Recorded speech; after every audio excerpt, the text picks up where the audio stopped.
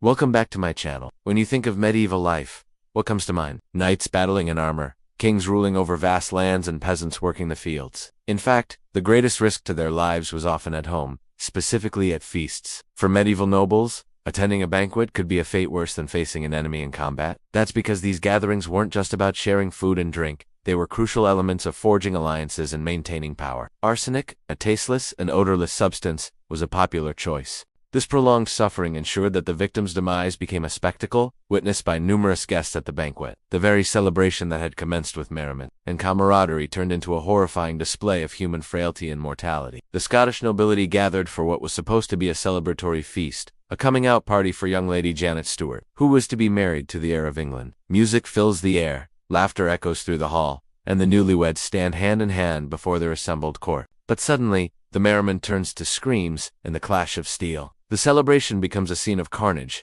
as swords are drawn and loyalties are tested. Poisoning was elevated to a refined, almost theatrical form of execution. Cesare Borgia, the infamous son of Pope Alexander VI, was renowned for his cunning and ruthlessness. He understood the value of creating dramatic entrances and exits, and poisoning provided the perfect tool for this macabre form of performance art. In the sprawling Italian states of the Renaissance, food was not just sustenance. It was a symbol of power and prestige. Banquets were elaborate affairs, laden with delicacies and wines from across the known world. This abundance, however, also presented opportunities for those with nefarious intent. The Borgias, known for their lust for power and wealth, were infamous for using poison to eliminate rivals and consolidate their position. They would often lace food or drink with deadly toxins, ensuring that the demise of their target was not only swift but spectacular. They took great delight in orchestrating scenarios where their enemies would appear to die from natural causes, further masking their involvement in the killings. Betrayals run deep and few are safe as the festivities devolve into a free-for-all fight, leaving the wedding reception stained with blood instead of the traditional bridal veil. For those in positions of power,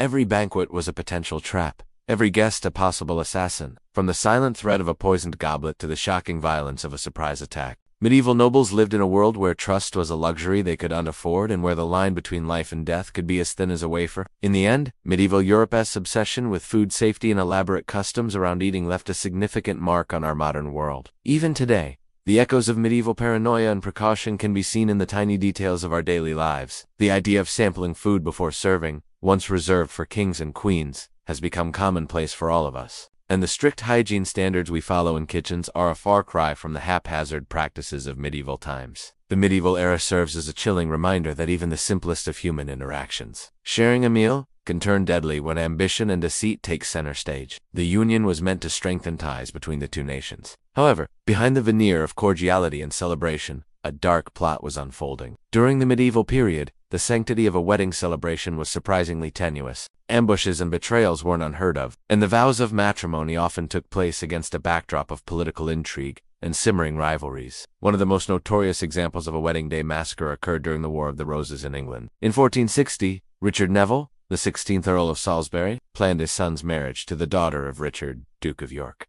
The wedding was to be a grand affair, a symbol of unity during a time when the throne of England was a battleground. But as guests assembled and festivities commenced, a shadow fell over the celebration. Edward of Westminster, the son of King Henry VI, arrived with an army, shattering the joyous occasion. The assembled nobility were caught off guard. Those who didn't flee were slain. This shocking attack left the young groom dead and his bride to be captured. The wedding feast turned into a scene of unimaginable violence, leaving a lasting stain on the history of royal weddings. The young men attending the event were lured to a separate hall with promises of a private dinner. The constant threat of poisoning at the dinner table led to the creation of complex rituals aimed at ensuring the safety of the food and drink served to nobles. Serving a poisoned meal wasn't just a matter of taking a life. It was an act of public humiliation and an implicit threat to others at the table. Medieval nobles knew this and took elaborate measures to test their food before consumption. Food tasters, often specially appointed servants, would sample dishes first to ensure the monarch's safety. But even this precaution wasn't foolproof. Medieval kitchens were large, bustling places with numerous servants preparing various dishes, making it easy for a clever poisoner to slip their deadly concoction into a seemingly safe dish. Some nobles went even further, carrying personal antidotes or having secret ingredients added to their meals that would neutralize common poisons. However,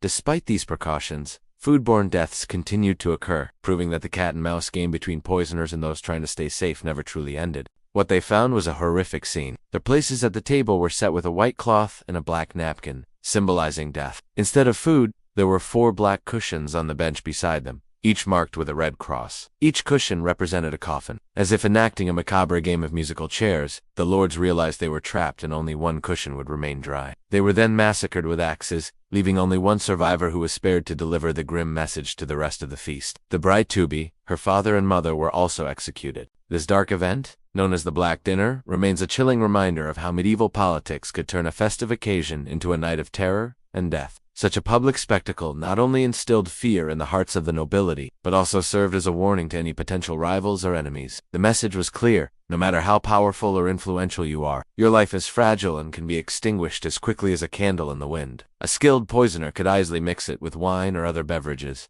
without altering their appearance or taste. And lives were cut short amidst the clinking of glasses and the chatter of excited conversation. Another favored method was to contaminate sugar, salt, or bread with small amounts of poison. These staples of a medieval diet were consumed by everyone, making it harder to pinpoint the source of the contamination. When death eventually claimed the unsuspecting victim, the poisoner could expertly guide suspicion towards other potential causes, further concealing their own involvement. And it was precisely this vulnerability that allowed for those without titles to rise to power by eliminating their rivals and taking their place at the table. However, beyond the usual stories of knights and castles, there is a darker, deadlier world that thrived within the high walls of medieval nobility, where dining tables often became stages for political assassinations instead of places of fellowship. During the Middle Ages, while it's common to think of battles and sieges as the most dangerous times for medieval nobles, history tells us a different story. Imagine attending a grand banquet, celebrating an alliance or victory, laughing and feasting with your fellow nobles, all the while unaware that a deadly toxin has been secretly introduced into your meal. Hours, or even days pass. You may initially feel fine, or the poison could manifest as a common ailment, like a fever or stomachache, easily dismissed as something you ate earlier. But as time goes on, the poison's true effects begin to emerge. You might experience convulsions, vomiting,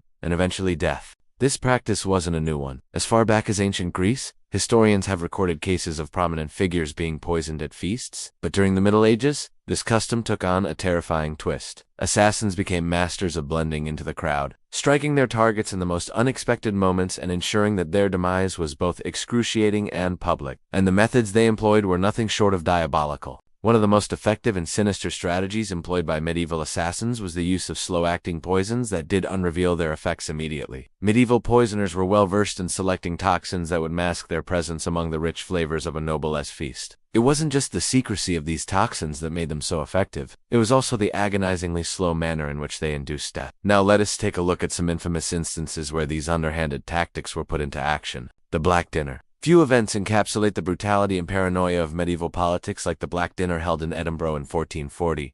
A wedding day massacre. Imagine celebrating the union of two families through a grand wedding feast, where nobles from across the land gather to share in the joy and camaraderie. While such scenes may seem like gruesome exaggerations straight out of a medieval horror story, they are, in fact, rooted in historical reality. A legacy of deception. From the Borgias to the Roses.